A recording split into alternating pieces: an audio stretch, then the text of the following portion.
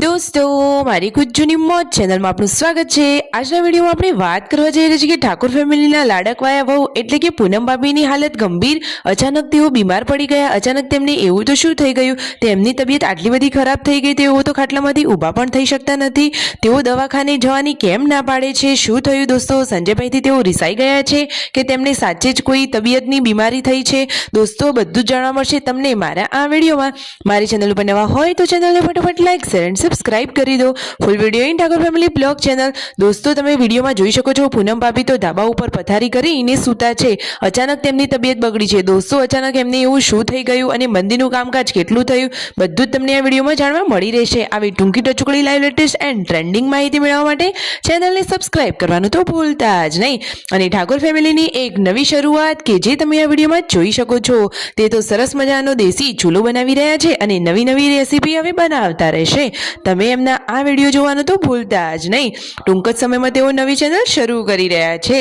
એના ઉપર તો જોરદાર મજાના દેશી રેસીપીના વિડીયો આવવાના છે, એ પણ ગામડાના દેશી ચૂલાની રેસીપીના વિડીયો।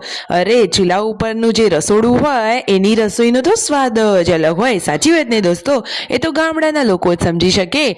તમને આ વાત યોગ્ય લાગી કે નહીં કોમેન્ટમાં અવશ્ય જણાવજો। અને ઠાકોર ફેમિલીના ભાઈઓ કેવા મોજથી અને એકબીજા સાથે હળી મળીને રહે છે।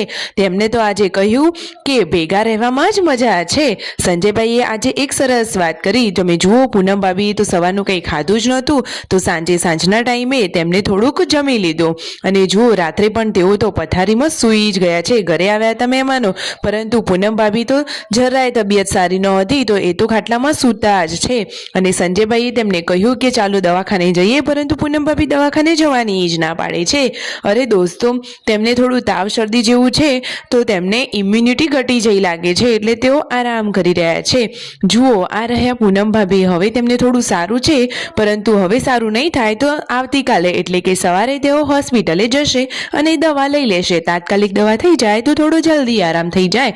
સાચી વાત ને દોસ્તો? સંજયભાઈએ આજે સરસ વાત કરી કે જુઓ ભાઈઓ ભેગા રહીએ તો કેટલો ફાયદો થાય। તેમણે કહ્યું કે જુઓ કોઈ ઘરમાં બીમારી આવી હોય, કોઈની તબિયત સારી ના હોય તો એક જણ આરામ કરે તો બાકીના લોકો કામ કરી લે, ઘરનું કઈ કામ ઊભું ના રહે। અને અત્યારના લોકોને તો કેવું છે, બસ બધાને જુદું થઈ જવું છે અને સૌનું કામ કરી અને ભેગું કરવું છે। પરંતુ દોસ્તો એવું કંઈ એકલા રહેવાથી ભેગું ના થઈ જાય, પરંતુ પરિવારમાં હળી મળી અને બધા સાથે એક જ જોઈન્ટ ફેમિલીમાં રહીએ તો આપણા જીવનમાં આવતા બધા જ દુઃખ બધા સહન કરી શકે અને દુઃખ ફટોફટ દૂર થઈ જાય। કોઈ પણ મુશ્કેલી હોય તો નિવારણ પણ જલ્દી આવી જાય। સંજયભાઈની તમને આ વાત ગળે ઉતરી કે નહીં? તેમની આ વાત તમને યોગ્ય લાગી? દોસ્તો જુઓ તેઓ કહે છે અત્યારે પૂનમ ભાભી બીમાર છે તો તેઓ જુઓ કેવો સરસ મજાનો આરામ કરી રહ્યા છે અને બાકીના બે લોકો એટલે કે પાર્વતી ભાભી અને શિલ્પા ભાભી ઘરનું કામ કરી લેશે તો કઈ કામ ઊભું ના રહે। દોસ્તો જ્યારે ઘરમાં બીમારી આવે ત્યારે જ ફેમિલીની કદર થાય અને ત્યારે જ ખબર પડે કે હળી મળીને રહેતો હસતો ખેલતો પરિવાર કેટલો સારો કહેવાય। જે લોકો લકી છે કે જે ફૂલ ફેમિલીમાં એટલે કે જોઈન્ટ ફેમિલીમાં રહે છે। ઠાકોર ફેમિલીની તો વાત જ અલગ છે। અને પૂનમ ભાભીની લાડકી આ જેન્સુ તો જુઓ તેમના માટે બનાવી રહી છે લીંબુ શરબત। અને જુઓ પૂનમ ભાભીના સસરાજી સુરતથી લાવ્યા હતા સરસ મજાની અમેરિકન મકાઈ, તો એ તો મકાઈ બાફવાનું કામ ચાલુ કરી દીધું છે। હવે જોઈએ કેવી બને છે આ મકાઈ। મકાઈ તો બાફીને રેડી થઈ ગઈ છે અને સંજયભાઈ તેને કુકરમાંથી બહાર કાઢી રહ્યા છે। બધાના ભાગમાં એક એક ટુકડો આવે એટલી તો મકાઈ છે જ। દોસ્તો આજે તો મિતાંશની પણ નજર ઉતારી। છેલ્લા ઘણા ટાઈમથી તે થોડો બીમાર રહેતો હતો તો હવે જુઓ તેની નજર પણ ઉતારી દીધી છે। હવે મિતાંશની તબિયત સારી રહે અને આ પરિવાર હંમેશા હસતો ખેલતો રહે એવી જ પ્રાર્થના। વિડીયો ગમે હોય, ફેમિલી ગમતી હોય તો લાઈક શેર એન્ડ સબસ્ક્રાઇબ।